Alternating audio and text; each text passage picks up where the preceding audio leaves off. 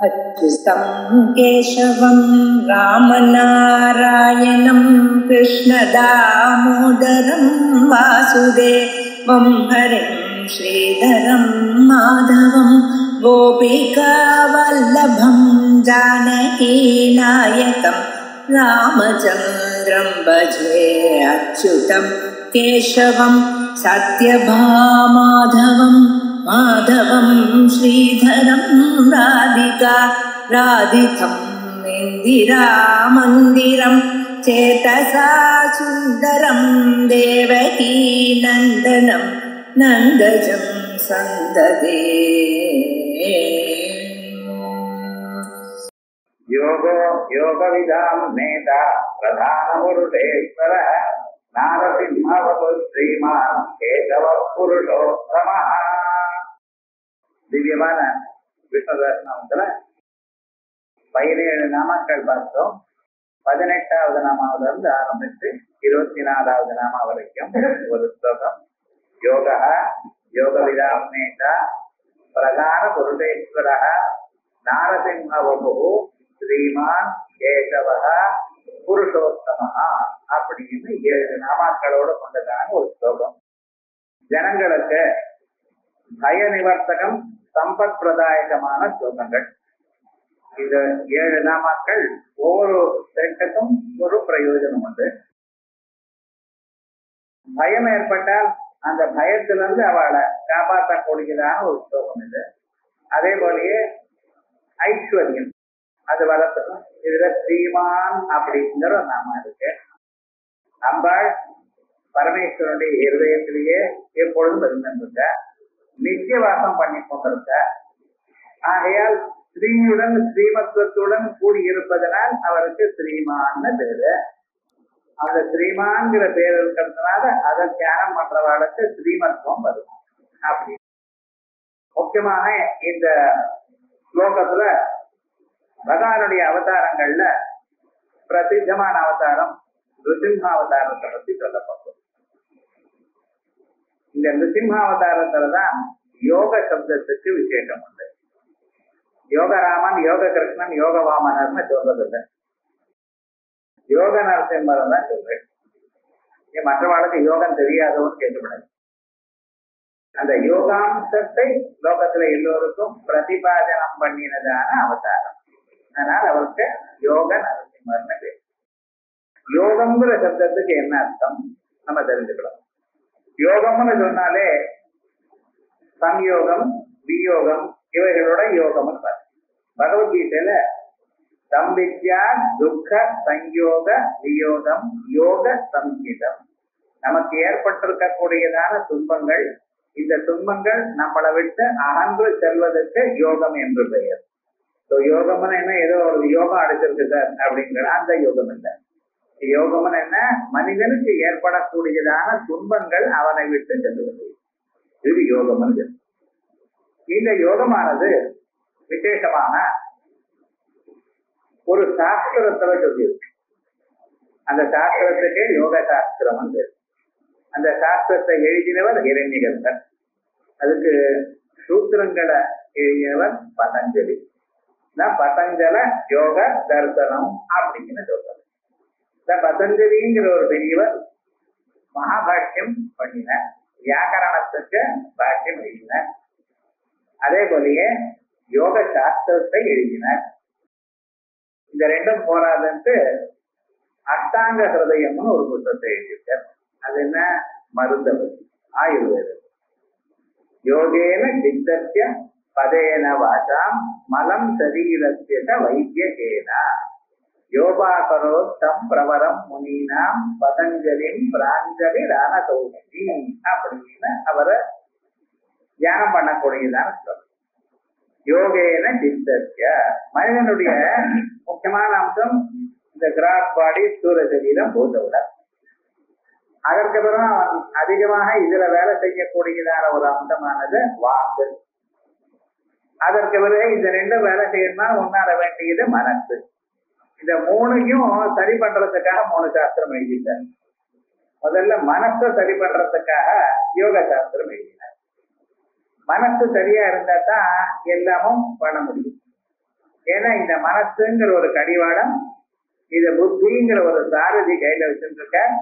அந்த சாரதி ஒழுங்கா இந்த சரீரம் எனக்கூடியதான தேரை ஓட்டினாதான் அந்த தேரானது அடைய வேண்டியதான இடத்துக்கு போகும். கார்ல டிரைவர் ஒழுங்கா இருந்தாதான் அந்த காரானது அடைய வேண்டியதான இடத்தை போய் சேரும்.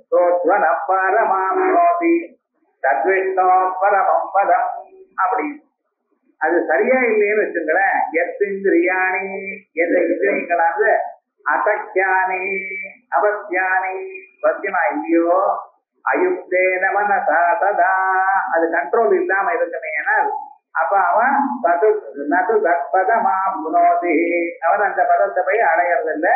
சம்சாரம் சாதி கச்சதி போய் அடைய வேண்டிய இடத்தை அடையாது மட்டும் இல்ல, எங்கேயாவது போய் இடிச்சுட்டு அவசப்படுறான். அதே மாதிரி தான் இந்த மனசு சரியா இல்லைன்னா இவருடைய வாழ்க்கைங்கிற பயன் ஒண்ணு ஆயிராது. அதற்காகவே இந்த மனசை சரிப்படுத்தணுங்கிறதுக்காக யோகத்தை தயார் பண்ணினா முதல்ல யோக சாஸ்திரத்தை சரி பண்ணி நமக்கு கொடுத்துருக்க. அதே போலயே நம்ம பேசும் பொழுது பேசுங்கிறதே ஒரு யோகம். கரெக்டா பேசணும், அளந்து பேசணும், அதிகமாக பேசக்கூடாது. ரொம்ப பேசினேன்னா பொய் சொல்றதுக்கு வாய்ப்பு வந்துடும். எவ்வளவு பேசணுமோ அவ்வளவுதான் பேசணும். அது அதிகமா பேசினோம்னா மோஸ்ட்லி நம்ம போயிட்டு வந்து சொல்ல நேரிடும். அதே போலயே சரியான பதத்தை உபயோகப்படுத்தணும், வேற ஏதோ உபயோகப்படுத்தப்படாது. ஆகையால் கரெக்டா அதை பேசணுங்கிறது ஒரு யோகம். அதற்காக வியாக்கரண சாஸ்திரத்தை எழுதினார். அதுக்கும் பூத உடல் சௌக்கியமா இருந்தா தானே எல்லாத்தையும் பண்ண முடியும். இந்த சரீரம் சௌக்கியமா இருந்தா தான் தர்மங்கள்லாம் பண்ண முடியும். இந்த சரீரம் சௌக்கியமா இருக்கணுங்கிறதுக்காக தான் அஷ்டாங்க பதயம்னு ஒரு வைத்திய சாஸ்திரத்தை எழுதினார். அப்படிப்பட்டதான இந்த யோகத்தை முதல்ல யார் அனுஷ்டானம் பண்ணினது? யோகமானது சாஸ்திரமா அவர் எழுதினார். அதை அனுஷ்டானம் பண்ணி காமிச்சது யாரு? நரசிம்மன். அதுக்கு முன்னால இருந்தாளா அப்படின்னு கேட்கக்கூடாது. இத நன்றாக ஒளி கொண்டு வந்தது யோகம். இந்த யோகம்ங்கிறது என்னமாக இருக்கு? அவருடைய உட்கார்ற போஸே நீங்க பார்க்கலாம். நரசிம்ம அந்த யோக ஸ்டேஜில் உட்கார்ந்துருக்காரு. அந்த யோகமானது 2 கண்களும் 2 புருவங்களுக்கு நடுவில் வச்சுதான் நரசிம்ம உட்கார்ந்துருப்பார். அந்த அவர் என்ன பண்ணிருக்க, தான் உண்டாகும் பொழுதே கோபிஷ்டராக உண்டார், பிறகு சாந்தரானன். அதோட மட்டுமல்ல, தான் செய்ய வேண்டியதான செயலை அப்பொழுதே முடிச்சுட்டார். ராமாவதாரத்துல பிறந்து 12-16 வருஷங்கள் அப்படி ஒரு செஞ்சு, அதுக்கப்புறம் இன்னொன்று 12 வருஷம் இருந்து, அதுக்கப்புறம் காட்டுக்கு போய், அதுக்கப்புறம் தான் ராவணன் தான் சொன்னார். வனவாசங்கள் அது கடைசி வருஷத்துல முடிச்சுட்டார். அதே போல கிருஷ்ண பரமாத்மா பிறந்து வெகு நாட்கள் ஆன பிறகுதான் சிசுபால தண்டவர்த்தாதிகளை கொள்ள வேண்டியதான சந்தர்ப்பம் வந்து. அதே போலயே வாமனாவதாரத்துல 8 வருஷங்கள் ஆன பிறகு உபநயனத்துக்காக வந்து, அதற்கு பிறகுதான் உபநயன சந்தர்ப்பத்துல தான் பரிணிக்கிறா பண்ணினார். இப்படி அந்தந்த அவதாரங்களில் சிறிது நேரம் எடுத்துக்கொண்டு பிறகுதான் தான் அவதார காரியத்தை பண்ணினார். ஆனா நரசிம்ம அவதாரத்துல பிறந்ததுமே அவதாரம் எடுத்துள்ளதுமே முதல் தான் நினைச்சதான காரியத்தை செஞ்சுட்டார். அதனால்தான் நரசிம்மருங்கிற ஒரு சொரூபம் சீக்கிர பலப்பிரதம். நம்ம நினைச்சதான காரியம் இப்பவே ஆகணுமே ஆனால், அதி சீக்கிரமாக வேணுமே ஆனால் அதுக்கு. அதே போலயே மந்திர சாஸ்திரத்துல அஸ்வாரூடான்னு ஒரு மந்திரம். அந்த மந்திரமானது சீக்கிர பலப்பிரதம். நம்ம ஏதாவது நினைச்சோம்னா அது இப்பவே நடக்கணும்னா அந்த மந்திரத்தை உதாரணம் பண்ணலாம். ஒவ்வொன்றுக்கும் ஒவ்வொரு மந்திரம் வச்சுருக்கா. அதே போலயே இந்த தெய்வத்துக்குள்ள இந்த லட்சுமி நரசிம்ம மந்திரம் இருக்கிறதுல அது சீக்கிரமாக பலத்தை கொடுக்கணுங்கிறதுக்காக பகவான் உண்டான பொழுதே தான் ஞானியாக உண்டான. அடுத்த கணம் அந்த இலஞ்சிகசிபவானவன் என்னென்ன வரங்கள் பெற்றுக் கொண்டாரோ அந்த வரங்களை எல்லாம் பார்த்து, வீட்டுக்குள்ளேயும் இல்லை வீட்டுக்கு வெளியிலையும் இல்லை, அதாவது வாசக்கால இருக்காங்க, பூமியிலையும் இல்லை ஆகாசத்திலும் இல்லை, அந்தரிக்ஷத்துல தந்தோட இல்லை, அது கத்தி முதலிய ஆயுதங்கள்னால இல்லை, மந்திர சஸ்திரங்கள்னால இல்லை. அது என்னன்னா இந்த நகம். இந்த நகமானது சரீரத்தோட சேர்ந்ததா சேரலையான்னு கன்ஃபியூஷன். ஏன்னா நகத்தை வெட்டினா வலிக்கல, சதங்கிட்ட வெட்டினா தான் வலிக்கும், நகத்துல வெட்டினா வலிக்கும். நகமானது சரீரம் மாதிரி வளர்றது.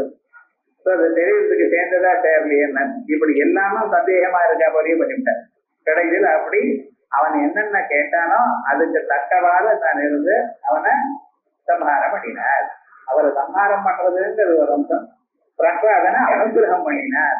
புறந்தண்ணில இருந்து அந்த பிரகலாதன் அந்த அப்பா பண்ணக்கூடியதான கொடுமைகள் எல்லாம் அனுபவித்துக் கொண்டிருக்கும் பொழுது தன்னுடைய விருத்தியனான அந்த பிரகலாதன் எப்படி சேமத்தை அடைவானோ அப்படி சொல்லி கடைசியில அத்தனை தேவதைகளும் லட்சுமி தேவியோட சேர்ந்து அவருடைய கோபத்தை குறைக்கும்படி பிரார்த்தனை பண்ணினாலும் குறையில எப்பொழுது பிரகலாதன் வந்தாரோ அந்த சமயத்தில் தான் அவருடைய கோபமானது தணிஞ்சது,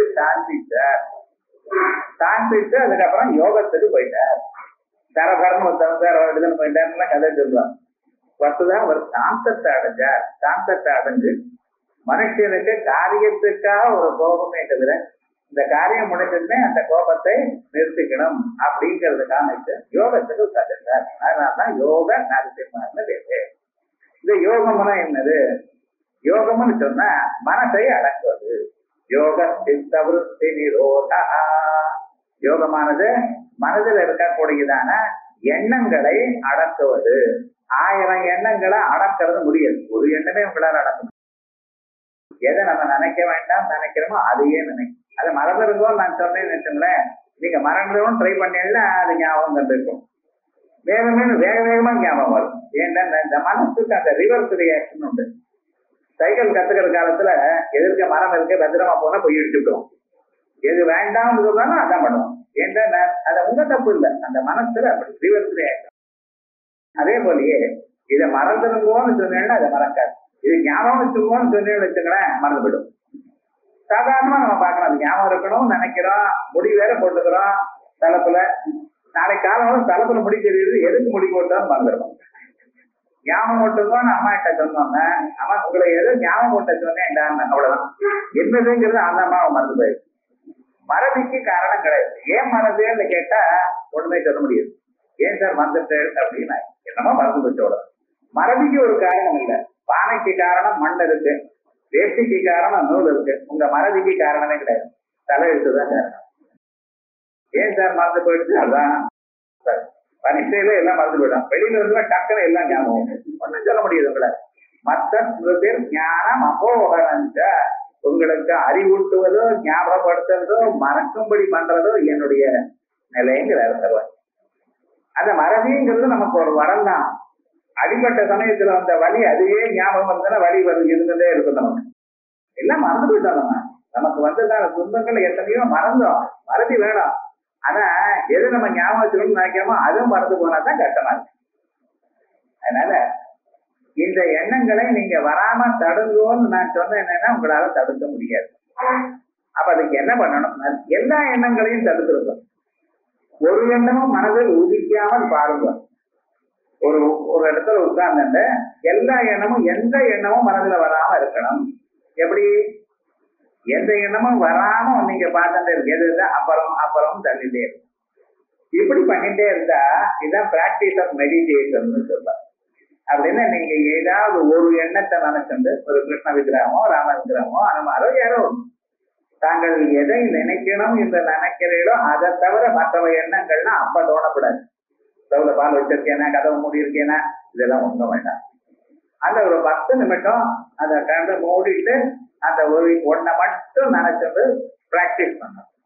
இப்படி பண்ணிட்டே இருந்தேனால் நிறைய எண்ணங்கள் உங்களை விட்டு போயிடும்.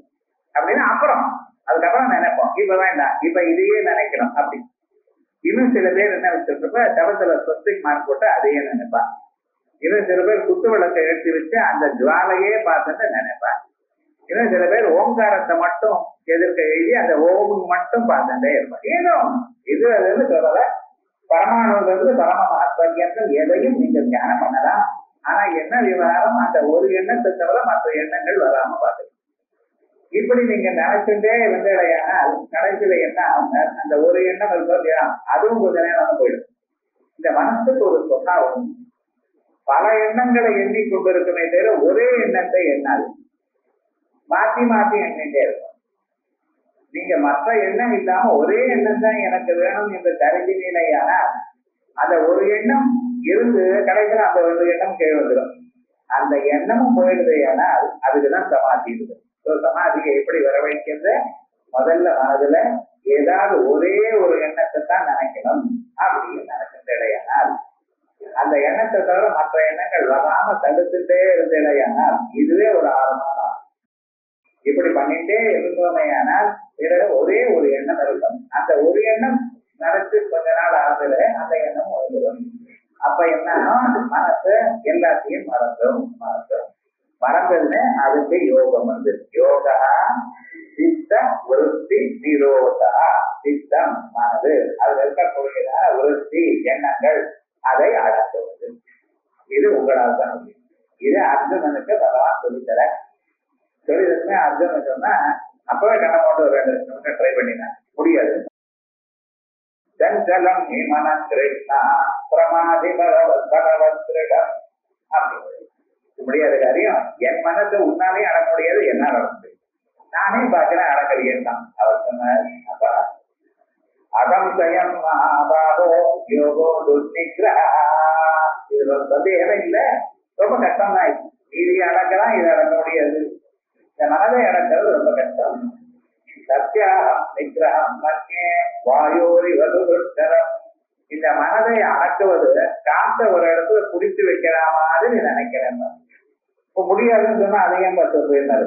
அர்ஜுனன் விடவே அது முடியாதுன்னு சொல்றேன், ஒத்துக்கிறேன். அப்ப அதை பண்ணு எனக்கு சொன்னேன் அப்படின்னு இல்லப்பா. இது எப்படி அபியாசேன சௌந்தேய வைராக்கியேன கிருஷ்யதே. அபியாசம் விடாமுயற்சி. விடாமுயற்சியை பண்ணிட்டு இருக்கிறத முடியும் வைராக்கியத்தினால முடியும்.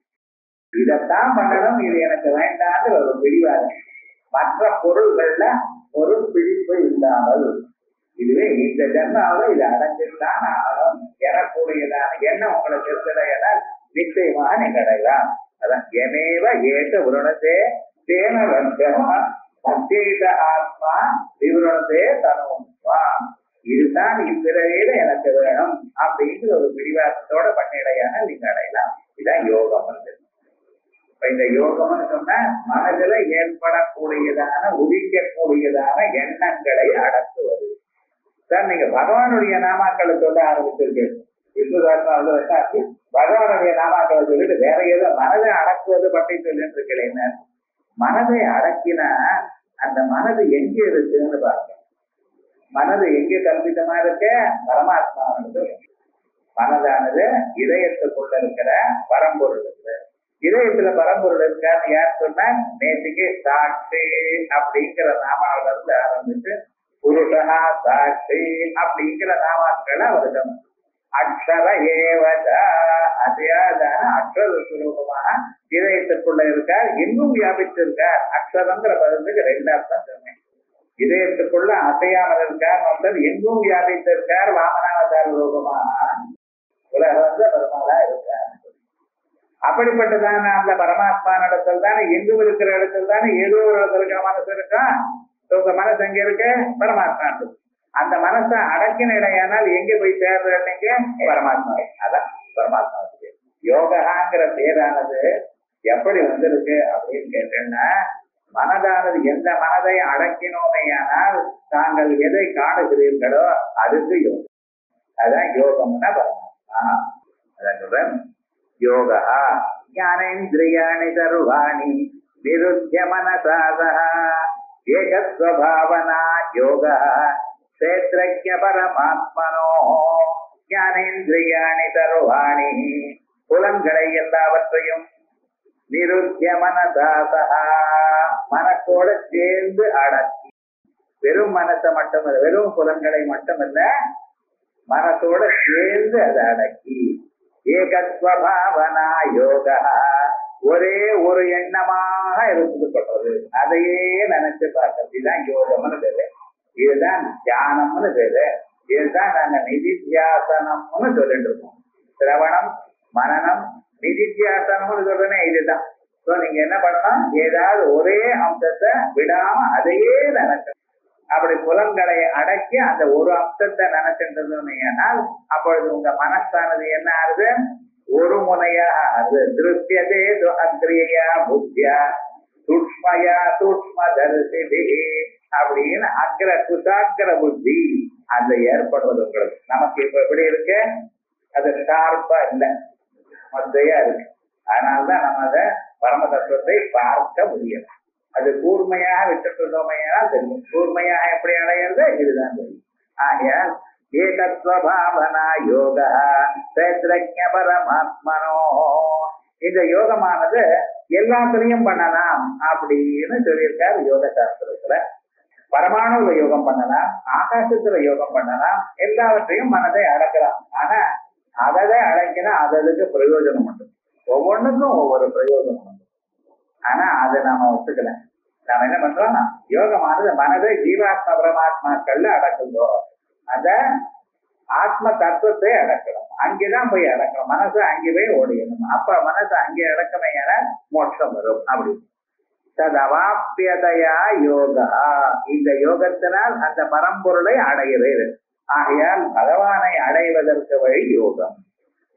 அது பக்தி யோகமாகலாம், ஞான யோகமாக.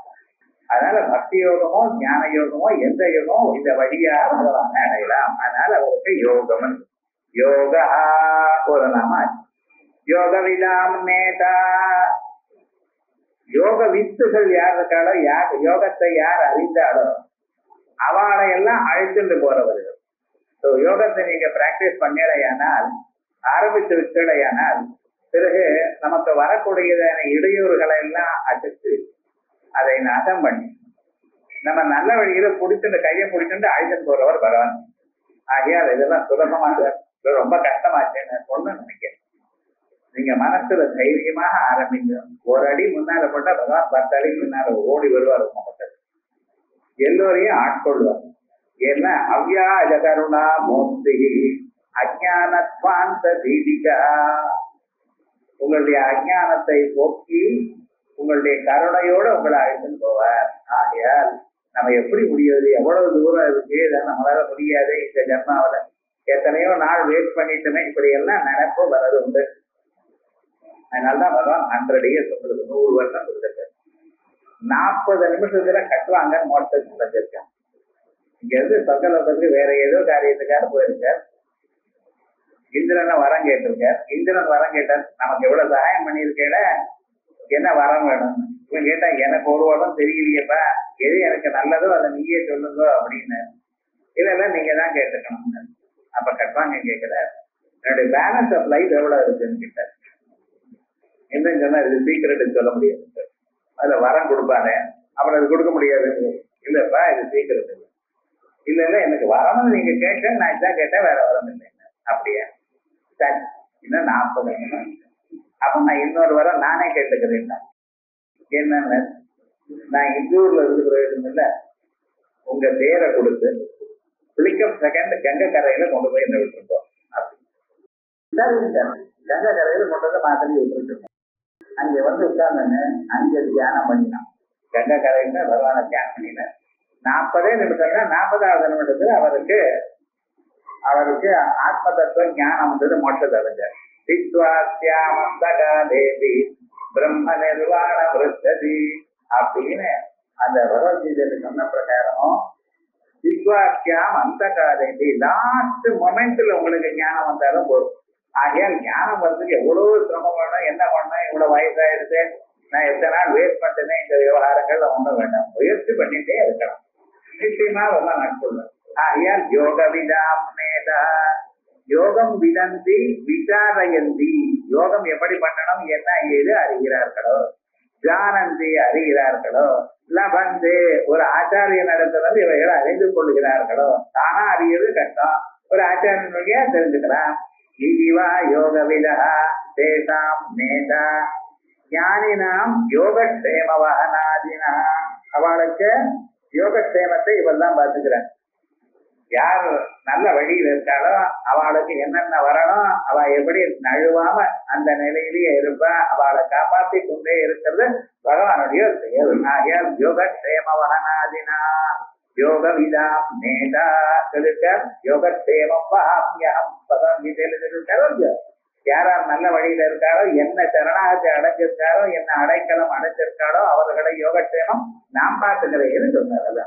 தேசாம் நித்யாபியுக்தானாம் யோகக்ஷேமம் வகாம்யம் அப்படின்னு பகவான் 9வது அத்தியாயத்துல ராஜவித்யா ராஜகுரியம் பவித்திர விதமொத்தம்னு பக்தாவுடைய யோகக்ஷேமம் நான் பார்த்துக்கிறேன்னு சொன்னாரோ இல்லையோ. இது பகவத் பிரஜனாதாய யோக விதாம் நேதா, யோக ஸ்வரூபமாகவும் யோக பலமாகவும் இருக்கிறது மட்டும் இல்ல, யார் யோகத்தை அறிகிறார்களோ, யோகத்தை விசாரம் பண்ணுகிறார்களோ, ஆசான் வழியாக யோகத்தை அறிகிறார்களோ அவளை அழைத்து செல்வதுங்கிறது என்னுடைய கருத்து. அதனால யோக விதாம் நேதா. பிறகு மூணாவது நாம பிரதான புருஷேஸ்வர. பிரதானம் பிரகர்ஷேன தீயதே நிதீயதே இது பிரதானம். இந்த உலகங்கள்லாம் இருக்கு பத்தில, ஆகாசாதி பஞ்சபூதங்கள், அதனால ஏற்பட்டதான உலகங்கள் எல்லாமும் பிரளய காலத்துல மாயையில ஒடுங்கிறது. அதனாலதான் அந்த மாயைக்கு பிரதானம்னு பேரு. பிரதானம் எல்லாம் அந்த மாயையில ஒடுங்கு. பிறகு அந்த மாயான் எங்க இருக்க பரமாத்மாவோட ஒண்ணு. மாயா அந்த பிரதானம். பிரதானம் பிரகிருதி மாயா. புருஷா ஜீவகா. புருஷான நாமெல்லாம் பொருளான ஆணுன்னு டிரான்ஸ்லேட் பண்ணப்படுது. பொருளான ஜீவன் எல்லோரும், ஆணோ பெண்ணோ எல்லாரும் புருஷன். அந்த மனிதர்களுக்கும் அந்த மாயைக்கும் அதிபதியாக யார் இருக்கிறவர்? பரமாத்மா. ஆகிய அவருக்கு பிரதான புருஷேஸ்வர. இது வரைக்கும் இது ஆன பிறகு நாரசிம்ம வபு ஸ்ரீமான். அடுத்ததாக இங்க இல்ல, நாரசிம்ம வபுங்கிறவர் தான் யோகா. அவர் தான் யோக விதானம் நேதார். பிரதான புருஷாளுக்கு ஈஸ்வரா அவராக இருக்கார். அவருடைய உருவம் என்ன? நாரசிம்ம வபு. நரஹா சிம்மஸ்ட. மனிதனாகவும் இருக்கார், சிம்மமாகவும் இருக்கார். இந்த சிம்மம் எனக்கூடியதான பிராணியை பத்தி நம்ம கொஞ்சம் தெரிஞ்சுக்கணும். காட்டுல அநேக பிராணிகள் இருக்கு. சிறுத்தை இருக்கு, புலி இருக்கு, ஓனா இருக்கு, தென்னை இருக்கு. இது போல நிறைய பிராணிகள் காட்டுல இருக்கு, வைல்ட் அனிமல்ஸ். ஆனா அத்தனை யானை இதை விட பலமான பிராணிகள் தான் உண்டு. யானை எல்லாம் இருக்கு. இந்த யானையால ஒரு பொது முடிச்சது. ஏன்னா சிம்மம் ஒண்ணும் இல்லை, உடஞ்சி பிராணம் இல்லை. ஆனா அந்த சிம்மத்துக்கு மட்டும் ஒரு விசேஷம் இருக்கு. அந்த சிம்மம் என்ன அப்படின்னு கேட்டீங்கன்னா, அது சாதாரணமாக ஒரு வேலையும் செய்யாது. அது அனாவசியமா ஒரு பிராணியும் கொல்லாது. அதனாலதான் சிம்மத்துக்கு மிருகராஜா. எந்த பிராணியும் கொல்லாது, அது வாழ்ந்து இருக்கணும். ஆனா அதுக்கு எப்ப பசிக்கிறதோ அப்பதான் எழுந்து எந்த பிராணி முன்னாடி அந்த பிராணியை கொண்டு சாப்பிட்டு மறுபடியும் படுது. எந்த பிராணிக்கும் வேற ஒரு இன்றையும் பண்ணாம இருக்கிறதுனால சிம்மம். ஆனா அது சிம்மம் அப்படின்னா எது பசிச்சா இன்று பண்ணும், இல்லைன்னா இன்று பண்ணாது. ஆனா புரியாது அப்படி இல்லை, எழுந்து அப்படியும் போகும். போயிட்டு என்ன ஏதாவது பிராணி எந்த கொண்டுட்டு வந்துடும், வெறும் அப்படிதான். அதே மாதிரி சிம்மமும் என்ன, எந்த பிராணியை கொள்றதோ அந்த பிராணியினுடைய மாംസം தனக்கு எவ்வளவு வேணுமோ சாப்பிட்டு மீதி அங்கேயே விட்டு அது போயிடும். அடுத்த நாள் வந்தா அந்த மிச்சத்தை சாப்பிடாது. இந்த பழைய சாப்பிடுறதுங்கிறதுல அதுக்கு வழக்கம் கிடையாது அப்படி. ஆனா புலியானது அப்படி இல்லை. நேற்று இருந்தாலும் முன்ன வேற ஏதாவது ஒரு பிராணி கொண்டாலும் சரி அதை போய் சாப்பிடுறது. அது அப்படி சில பிராணிகளே அவாவாண்டிய ஒரு சுபாவம். ஏன் இப்படின்னா அதை ஒன்றும் சொல்ல முடியாது. இந்த சிம்மத்தினுடைய சுபாவம் என்ன, தான் கொண்டுவிட்டு தனக்கு எவ்வளவு வேணுமோ அது சாப்பிட்டு மீதி போயிடும், மறுபடியும் ஒன்றும் பண்ணாது. மீதி நரிகள்லாம் அதை சாப்பிடும். அந்த சிம்மமானது எப்படின்னா, ஒரு பிராணியை பார்த்தா அந்த பிராணியை ஒரே அடியில கொண்டு போட்டோம். அது சுபாவம். ஒரு யானையை பார்த்தது சொன்னேன், யானையினுடைய தலையில யானை பார்க்காம பின்னால யானை தலையில ஏறி உட்கார்ந்து ஒரே அடி, ரெண்டாவது அடிக்கு யானை இருக்கக்கூடாது, இருந்தா அது குழைக்காது அப்படி. அதே போலயே வேற ஏதோ பிராணியா இருந்தா தலையில ஒரு அடி அடிச்சது தலை தனியா கழுத்து வந்துடும். அப்படி ஒரு பலம் வந்தது. அப்படி ஸ்வகாரிய தட்சதா, தான் எடுத்துக்கொண்டதான ஒரு செயலில் மிக உறுதியாக இருக்கக்கூடிய சாமர்த்தியம், பண்ணக்கூடியதான சாமர்த்தியம் உள்ளது. அதனால்தான் சொல்றது, இந்த பையனை சிங்கக்குட்டி அப்படின்னு, இந்த பையன் குரங்கு குட்டின்னு சொல்லிடும். சொல்லலையே, சிங்கக்குட்டின்னு தானே சொல்றேன். ஏன் சிங்கக்குட்டின்னு சொல்றேன் அப்படின்னா, அவன் பரீட்சை வரைக்கும் படிக்காத போனாலும் பரீட்சைக்கு நான் இன்னைக்கு ராத்திரி படிச்சு 100 மார்க் வாங்கிட்டு வந்துருவான். நான் காலையில முடிச்சுடுவான். அந்த வரைக்கும் என்ன மீதி நாள்ல கிரிக்கெட் விளையாடுறது. ஏன் இப்படி பண்ணிட்டு இருக்கேன், ஒரு நாள் படிச்சாலே உனக்கு எவ்வளவு மார்க் வருது, டெய்லி படிச்சா எவ்வளவு இருக்கும், டெய்லி படிக்கிறவன் முட்டாளா இருக்காங்கிறான். அவனுடைய சமாதானம் அப்படி இருக்கு. ஆனா அவன் என்ன பண்ணக்கூடியதான செயலை ஒழுங்கா பண்ணக்கூடியதான சுபாவம் இருக்கிறதுனால சிம்மமானவன்னு சொல்லு. இப்படி இந்த நிலையும் இருக்கு. மனிதன் மாதிரி ஒரு மனுஷன் எப்படி முயற்சி பண்றானோ அந்த முயற்சியும் ரெண்டும் இருக்கிறதா தான் நரசிம்மன். நரசிம்மன் என்ன, எந்த செயலையும் தான் தனக்கு லாபகரமாக மாற்றிக்கொள்ளக்கூடியதான சாமர்த்தியமும் உண்டு, அதே சமயத்துல செயல் அந்த முயற்சியும் உண்டு. முயற்சிங்கிறது வேணும் ஒரு மனுஷன் இடத்துல. லக்கணம் ஒண்ணு இருக்கு, எஃபர்ட் ஒண்ணு, ஒவ்வொருத்தருக்கும். சில பேர் பாருங்க எஃபர்ட் இல்லாமலே லக்கனாலேயே ஜெயிச்சதே வந்துடுவான். அது அவனுக்கு சகாயப்படுறது. ஜென்மாக்கிறது கொடுப்பனை இருக்கு, கொடுப்பனை லக்கு அதிருஷ்டம் எல்லாம் ஒண்ணுதான். நமக்கு தெரியாத விஷயம் அதிருஷ்டம் தான். போன ஜென்மாவில கொடுத்து வச்சிருக்கான் கொடுப்பனைங்கிறோம். எல்லா பதங்களுக்கும் ஒரே அர்த்தம் தான், ஆனா ஒவ்வொருத்தரும் ஒவ்வொரு மாதிரி சொல்லிட்டு இருக்கான். இது என்ன விவகாரம், ஜென்மாந்திரத்துல நம்ம பண்ணி வச்சிருக்கான், அதனுடைய பலனை படையிறது. சில பேருக்கு எவ்வளவு கட்டப்பட்டாலும் அது, ஆனா முயற்சி விடப்படாது. இந்த முயற்சி ஒரு மனுஷனுக்கு இருக்கணும், ஆனால் அதுக்கு நிச்சயமாக வரும். முயற்சி இருக்கவன் எழுத்து அடைய மாட்டான். அதே லக்க மட்டும் சில சமயத்தில் இருக்கு, சில வேலை செய்யாது. அதான் அதனால நம்ம பண்ணக்கூடியதான முயற்சியை விடா முயற்சி இருக்கணும். அந்த முயற்சியை இருக்குன்னு காட்டுறதுக்காகத்தான் நரசிம்மன். எப்பவும் பாருங்க அவர் தபத்திலேயே இருக்க, சமாதியிலேயே இருக்க. அதனாலதான் நரசிய சிம்மஸ்ய அவயவா, மனிதன் மாதிரி கழுத்திலிருந்து கீழே எல்லாம் மனிதனுடைய அவயங்கள்.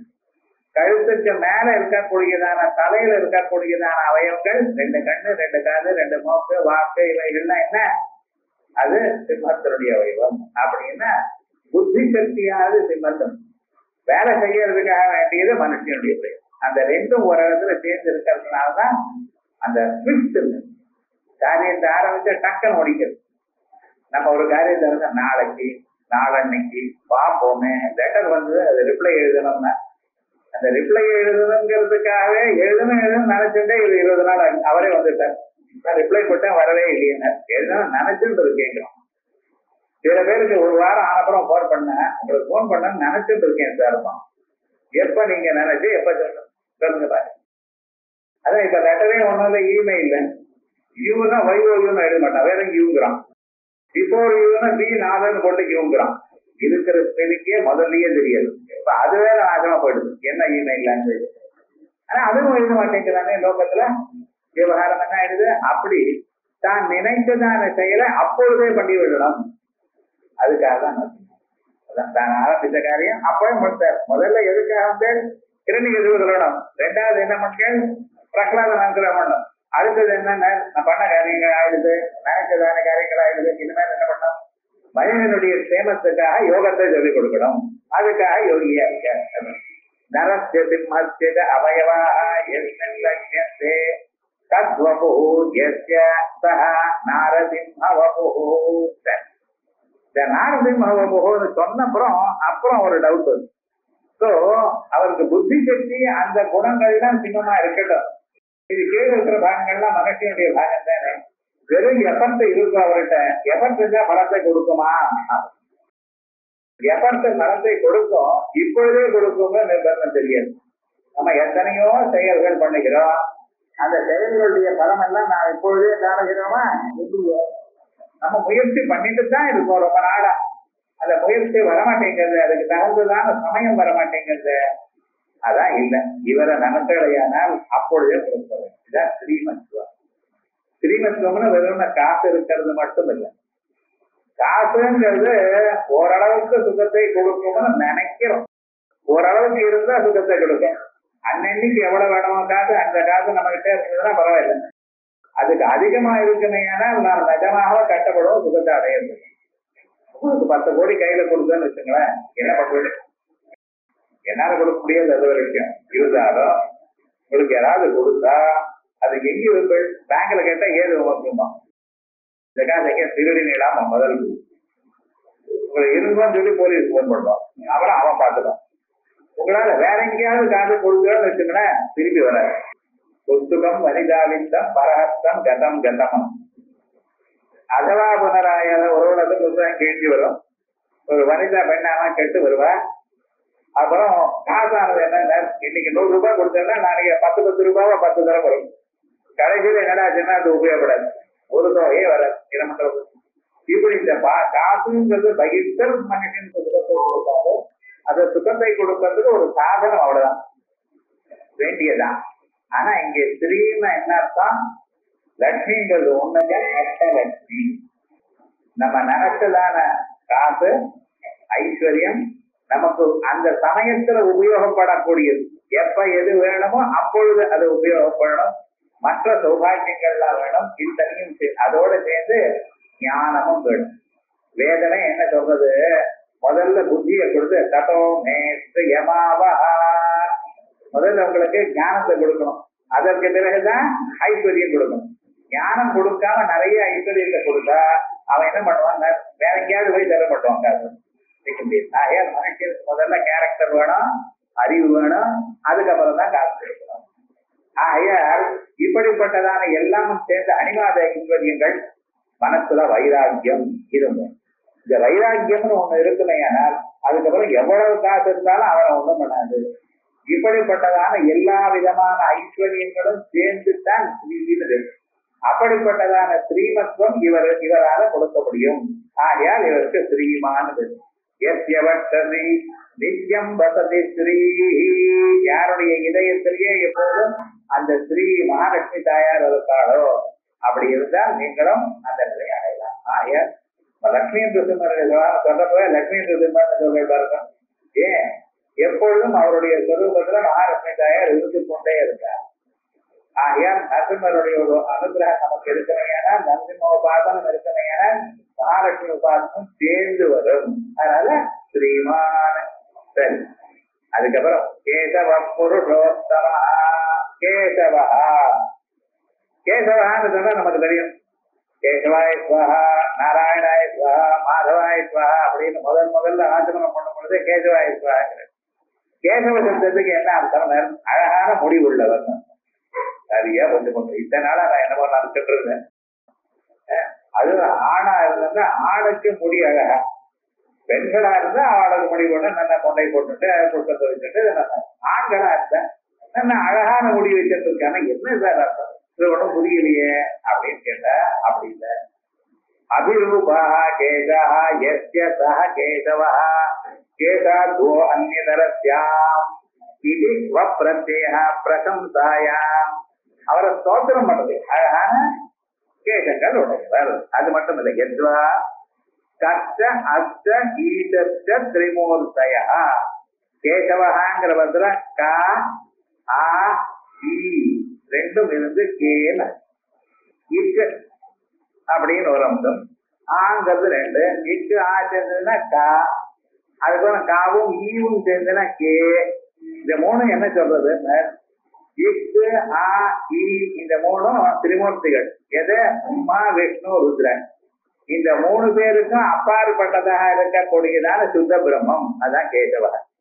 ஆச்சமனம் நீங்க பண்ணும் பொழுது கேசவாயஸ்வஹா, நாராயணாயஸ்வஹா, மாதவாயஸ்வஹா சொல்றேன்னு இந்த மூணு என்ன சொல்றது?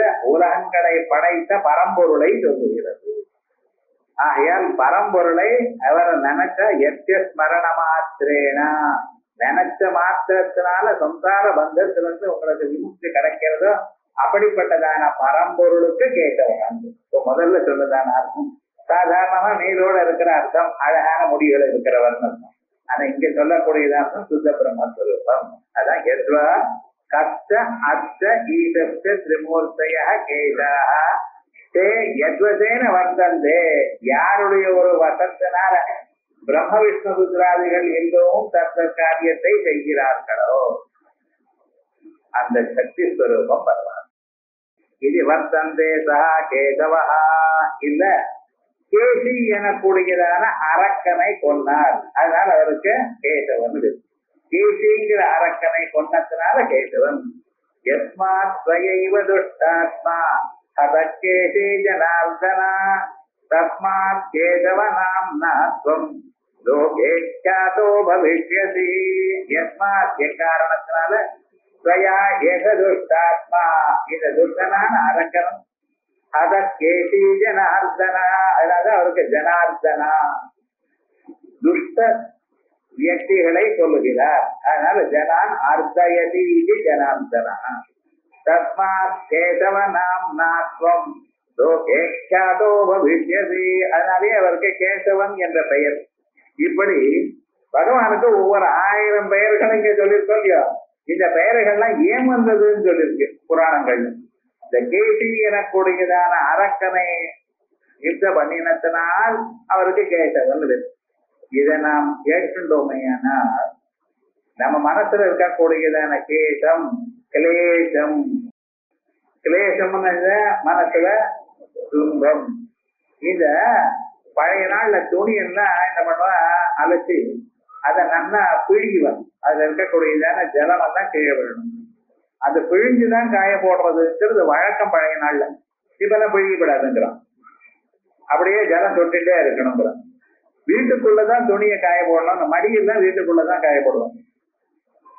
அந்த காத்துலதான் ஆறணும். வெயில்ல காயக்கூடியதான பதார்த்தங்கள் சிலது உண்டு. இது வடம் இப்படிப்பட்ட பதார்த்தங்கள்லாம் அது வெயில்ல தான் காயணும். வஸ்திரங்கள் நம்ம தரிக்கக்கூடியதான வஸ்திரங்கள் அது மடியாக வீட்டுக்குள்ள உலரணும். ஏன்னா அதுக்கு மேல காக்காய்க்கா இருந்ததுன்னா கஷ்டம். ஆகையால் அது வீட்டுக்குள்ளேயே மடியை வளர்க்கறது. இப்பெல்லாம் அப்படி மடியை வளர்த்தா அது ஆளுக்கு நல்ல லுக் கொடுக்கலையும். அதாவது வீட்டுக்குள்ள மடியை வளர்த்தப்படாதுங்கிற சொன்ன பை தான் கேட்கணும். நீங்க அப்படிதான் வளர்ந்துருக்கு. இப்பெல்லாம் அப்படி பண்றது இல்லை. ஆனா அது என்ன, அது போல இருந்தாதான் சரீரத்துக்கு நல்லதுங்கிற. அதே போலயே நீங்க என்ன பண்ணிருக்க, இந்த நமக்குள்ள இருக்கக்கூடியதான மனசை அப்படி புரியுது. அதனால வந்துட்டு கிளேசம் இருக்கு. என்னென்ன கிளேசம்? அவித்யா, அஸ்மிதா, ராக, வேக, அபினிவேஷாக, பஞ்ச கிளேசா. 5 கிளேசங்கள் ஒவ்வொரு மனிதனையும் மனசை புரியுது. என்னது? அவித்யா. எது எப்ப நமக்கு தெரியணுமோ அது அப்ப நமக்கு தெரியல, அவித்யா. அஜ்ஞானம், அறியாமை. அதற்கு பிறகு தெரிஞ்சிருக்க வேண்டாமா நீங்க, என்ன எனக்கு தெரிஞ்சுட்டு போறோம் அப்படின்னு அகங்காரம். அவன் வந்து பாருங்க, அந்த அகங்காரம் ஈகோ அப்படிங்கிற மாதிரி அது அஸ்மி. ராகம், ஆசை, இது எனக்கு வேணும் அது எனக்கு வேணும் அப்படியா. சில பதார்த்தங்கள்ல நமக்கு துவேஷம், அதுல வெறுப்பு. அதோட இல்ல சில பதார்த்தங்கள்ல விடாமுடியான ஒரு பலாத்காரமா அது எனக்கு அடைஞ்சே ஆகணும் அப்படிங்கிற அபினிவேஷம், பற்றுதல். அப்படிப்பட்ட இந்த 5 எந்த மனுஷனுக்கு இருக்கோ, இதுல 1 இருந்தாலும் அவனை எந்த மனசை துன்புறுத்தாது. இந்த கிளேசங்கள்லாம் இந்த நாமாவை சொன்னா போதும். இந்த கேசிங்கிற நாமாவை சொன்னாலே கிளேசன் இருப்பாங்க. அதனால கேசவன் கிளேசன் ஆசனா அப்படின்னு சொல்லுவாங்க. கேசவஹா, கேசவஹாங்கிற நாமானது உங்களுடைய கிளேசங்களை எல்லாம் அழிக்கும். அதனால கேசவஹா. ஸ்ரீகிருஷ்ணம் பிரதி நாரத வச்சனம். பகவானை பத்தி நாரதர் கேசவாங்கிற பதம் ஏன் வந்ததுன்னா பகவான் நாரதர் சொல்லித்தரார். புருஷோதரத்வா சப்த சாதுஸ்வ கல்பனா. அஸ்த அஸ்த ஈஷ்ட அப்படின்னு சொன்னா அது கா ஈ அப்படின்னு கேன்னு ஆயிடும். கேசவஹான்னு எப்படி ஆச்சு? கேசவ் வதாத்து தானே சொல்லணும். வதான தகாரம் போயிடுது, கே வா போயிடுது, தா போயிடுது. அப்ப கேசவான்னு வந்திருக்கேன் அப்படின்னு சொன்னா புருஷோதராதிகரம். வியாக்கரணத்துல இப்படி ஒரு எக்ஸப்ஷன் கொடுத்துருக்கோம். புருஷதுதரம்னு சொல்லணும், புருஷோதரம்னு சொன்ன. அதே போல கேசி வதாத்துன்னு சொல்றதுக்குறதுல சகாரத்துக்கு மேல இகாரத்தை எடுத்து விட்டேன், தகாரத்தை லோகம் பண்ணி விட்டேன். கே வா. கேசி வதாங்கிற இடத்துல கேசவாண்ட. ஆனா புருஷோதரத்வா கல்பனா. அதுக்கப்புறம் புருஷோத்தம. பகவானுக்கு அழகான பேர் புருஷோத்தமன்னு பேர். புருஷர்களுக்குள்ள உத்தமன். என்ன, எப்படி உத்தமன்? புருஷோத்தம.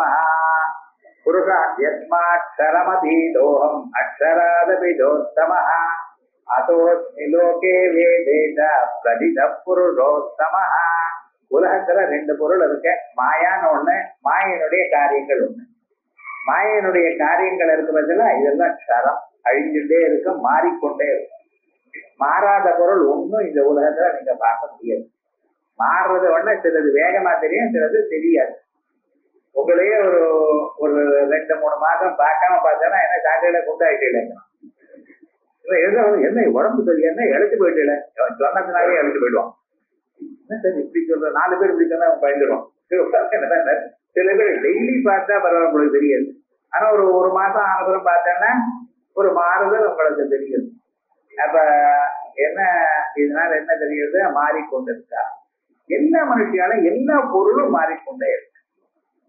ஆனா மாறாததாவது என்னன்னா இவைகளுக்கு அப்பாற்பட்டதா இருக்கக்கூடியதான் அந்த மாயாங்கிற பதம் பொருள். இந்த மாயைக்கு அக்ஷரம்னு பேரு. இந்த உலகத்துல இருக்கிற மற்ற பதார்த்தங்களுக்கு க்ஷரம்னு பேரு. இந்த க்ஷரத்துக்கும் அக்ஷரத்துக்கும் அப்பாற்பட்டவரா ஒருத்தர் இருக்க. அதான் பிரகார புருஷேஸ்வர சொன்னேனே. பிரதானம் மாயா பொருளன் ஜீவன் இவாளுக்கு ஈஸ்வரன். அதான் இங்க க்ஷரம் அக்ஷரம் இந்த ரெண்டுக்கும் அப்பாற்பட்டவர். அதனால யஸ்மாட்சரமதீதோகம், க்ஷரத்தையும் நான் தாண்டிருக்கேன், அக்ஷரத்தையும் தாண்டிருக்கேன். இந்த ரெண்டுக்கும் அப்பாற்பட்டனா இந்த ரெண்டையும் கண்ட்ரோல் பண்ணி இருக்கிறதுனால எனக்கு என்ன பேரு? புருஷோத்தமஹா அப்படின்னு. இதுதான் புருஷானாம் உத்தமஹா புருஷோத்தமஹா. ஆமா, புருஷானாம் உத்தமஹான்னு சொல்றேன். நன்னத்தான் இருக்கு, புருஷர்களுக்குள்ள உத்தமமான புருஷன்னு. ஆனா இது வியாக்கரணத்துல சட்டி சமாசம் வராதுன்ற. ஆனா வராதுன்னு சொல்லாதீங்க, இங்க வருங்கிற. நனிர்தாரணே இது சட்டி சமாச பிரதிபேதா நபவதி ஜாத்தியாத்யனபேட்சையா சமர்த்தத்வா. இது ஜாத்தியாதிகளை எதிர்பாராதனால, இந்த ஜாதி அப்படிங்கிறது எதிர்பாராதனால சட்டி சமாசம் நிஷேதம் இல்ல வரலாம். எத்திர புனகா ஜாதி குணக்கிரியாபேட்சையா பிரதக்கிரியா, எங்க ஜாதி குணம் ஒரு இனத்துக்கு சேர்ந்ததோ ஒரு குணத்துக்கு சேர்ந்ததோ ஒரு செயலுக்கு சேர்ந்ததோ அங்கே இருக்குமே. ஆனால் தத்திர அசமர்த்தத்வாத் நிஷேத பிரவர்த்ததே. தத்திர சமர்த்தத்வாத் தத்திர அசமர்த்தத்வாத் நிஷேத பிரவர்த்ததே. இதான் மனுஷியானாம் க்ஷத்ரிய சூரதர்மா. மனுஷியாளுக்குள்ள க்ஷத்ரியனாம் பலசாலி சூரதம். கவாம் கிருஷ்ணா கௌஹோ சம்பன்ன க்ஷேரதமா. பசுமாடுகளுக்குள்ள கருப்பா இருக்கக்கூடியதான பசுமாடு இருக்க நிறைய பால கொடுக்கும். அத்வகானாம் தாவன் சீக்கிரதமா. இந்த வழிபோக்கர்களுக்கோ இந்த வழியில செல்லுகின்ற பிராணிகள்ல குதிரையானது வேகமா போகும். இந்த இடத்துல எல்லாம் அது சமாசம் சொல்லப்படாது. அத்வகா தாவன் அத்வக தாவா அப்படின்னா சொல்லப்படாது. இப்ப தனித்தனியா தான் சொல்லணும். எங்க சாமர்த்தியம் இருக்கோ அங்கே ஒன்னா சொல்லலாம். ஏன் இங்க புருஷோத்தமான சாமர்த்தியம் வரலாம். அதவா இந்த சக்தியுமே சமாதானம் செஞ்சு பஞ்சமை சமாதானம் சொல்லுவோம். அந்த பஞ்சமை சமாதானம் சொல்லலாம். யஸ்மாட்சரமதீதோகம் அக்ஷராதபிதோத்தம. அக்ஷரத்துக்கு அக்ஷராது உத்தம புருஷோத்தம அப்படி. அதோஸ்மி லோகே வேதேச புருஷோத்தம. அதனால ஒரு தோஷமும் இல்லை அப்படின்னு விசேஷமா புருஷோத்தம சம்ய லக்ஷ்மி திரும்ப இருக்கு. இது வரைக்கும் நம்ம என்ன சொன்னோம்? இந்த 7 நாமாக்கள் நிருசிம்ம சுவாமியை சொன்னது. அவர் சராட்சர விலட்சணனாக இருக்கார். அவர் தான் கேசவனாக இருக்கார். அவர் தான் முன்னால சொன்னதாக யோகவா யோக விதானேதா அப்படின்னு பிரதான புருஷேஸ்வரனா இருக்கார் அப்படின்னு. அந்த நாரசிம்ம வபுங்கிற நாமா 7 நாமாக்கள்ல முன்னால 3 நாமாக்கள் பின்னால 3 நாமாக்கள் சொல்லி நடுவில் அந்த ஸ்வரூபத்தை சொல்லி நமக்கு அந்த நாரசிம்ம ஸ்வரூபத்தை யோக நரசிம்மராக நமக்கு அனுகிரகம் பண்ணியிருக்கு இந்த நாமாக்கள்.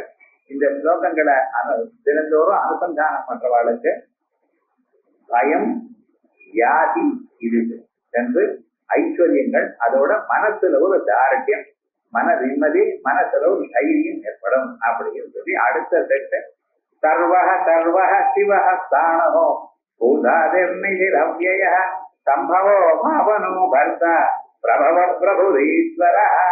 இதுல விஷ்ணு சஹஸ்ரநாமத்துல மகாவிஷ்ணுவுக்கு பேரு சிவா. சர்வஹா சர்வஹா சிவா. சிவஹான்னு விஷ்ணுக்கு பேரு என்ன? அதான் நீங்க பாருங்க. சிவஸ்ய ஹிருதயம் விஷ்ணு விஷ்ணுவஸ்ய ஹிருதயம் சிவா அப்படின்னு. சிவனுடைய இதயம் விஷ்ணு. காசியில பரமேஸ்வரன் ராமநாமாவை தான் ஜபம் பண்ணிட்டு இருக்க. சர்வதா சர்வகாலம் ராமநாமாவை ஜபம் பண்ணிட்டு இருக்க. சார் யாரு வசதின்னு? இந்த வசதி யாரு நீங்க நினைச்சா நீங்க டைம் வேஸ்ட் பண்ணிட்டு இருக்கு. இருக்கிற தத்துவம் அதையும் சிவனும் ஒண்ணுங்கிற மாதிரி ஒரே தத்துவம் தான் இங்க சொல்லப்படுறது. பரமாத்ம தத்துவம் அதை காட்டுவதற்காகத்தான் இங்க இருக்கு. சில நாமாக்கள் விஷ்ணு சஹஸ்ரநாமத்திலையும் சிவ சஹஸ்ரநாமம் விருஷாகபின்னு ஒரு நாமா, அது ரெண்டு இடத்துலயும் இருக்கு. அதே போல அம்பாளுடைய சஹஸ்ரநாமத்திலேயே மகாலட்சுமி சஹஸ்ரநாமம் விருஷாகபாயி அப்படின்னு நாமாக்கள். அது காமனா இருக்கிற நாமாக்கள். இது என்ன சொல்றது? இருக்கிற தத்துவம் ஒண்ணுன்னு சொல்லக்கூடியது. ஆகையால் அடுத்த செட்டு இந்த